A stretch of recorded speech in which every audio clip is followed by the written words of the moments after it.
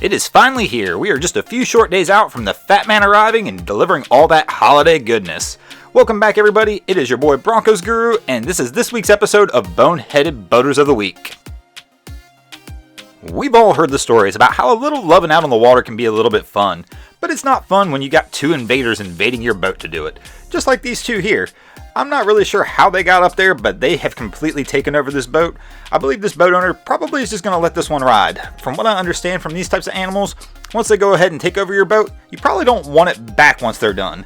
And that's of course if this boat's even still floating by the time they're done rocking the boat. Once again, the boats are rocking, don't come a-knocking. Thanks to Peter Donahue and Stephen Brusso for sending this one in on Facebook. It's really easy to get very excited as you enter a new port of call, especially somewhere as beautiful as St Maarten, and that's exactly what happened here. As this mega yacht's pulling in, they have a hatch open and they basically just shred the bridge operator's control room right off of the Simpson Bay Bridge in St Maarten as they're entering the harbor. The boat was the 280 plus foot mega yacht Ecstasy, with a beam of over 38 foot as well. I can understand how something like this happens, but I'll tell you what, at a price tag of $120 million, I do not want to be the captain who is captaining the boat at the time of this happened. I'm sure that's going to be a little bit more than a costly scratch they put in the side. I gotta thank Herman van Barneveld for sharing this one with me over on Facebook as well. There's always something nice enjoying a nice relaxing cruise where everything gets taken care of for you. Here we've got two nice cruise liners from Carnival, the Carnival Legend and the Carnival Glory, pulling into the harbor in Cozumel, Mexico. The vessel on the left in this shot is the Carnival Legend, which is actually already at dock, and the vessel on the right is the Carnival Glory, which is trying to maneuver into the dock, and well, it has a little accident and winds up clipping the other vessel.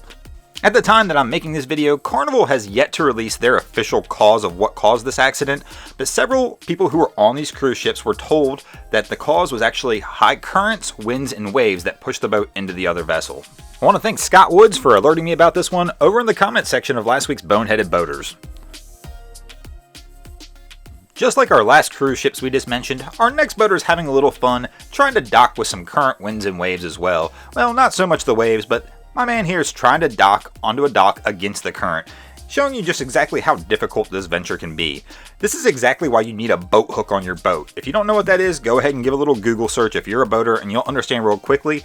If he had a boat hook, he'd already be on the dock. Without a boat hook in this situation, you really need to approach this dock bow first at a very sharp angle. Actually walk up to the front of the boat, attach your line to the dock from the bow of the boat, move it back to the mid cleat, and then get yourself set up from there. Ask any boater, and most of us will tell you that one of the best places to watch fireworks off a pier, well, that's right from your boat. That's exactly what this crew had in mind. This video was sent in from Backwheel Brandon over on Instagram, and this is the Manhattan Beach Pier. This 45-foot Sea Ray had anchored about 300 yards off the pier to watch some fireworks that were going off that night, when all of a sudden their anchor alarm went off and they realized they had broken free. In an attempt to try and get the boat re-anchored, they actually wound up getting the anchor chain wrapped around the propeller of the boat, and basically they almost shoot the pier here. This boat does eventually get pulled back out, and everything turns out to be okay. Thanks for watching, guys.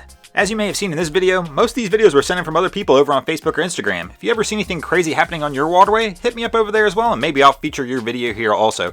And if you haven't already, drop a darn anchor on that subscribe button already, please. If not, I'm coming to steal your drain plug.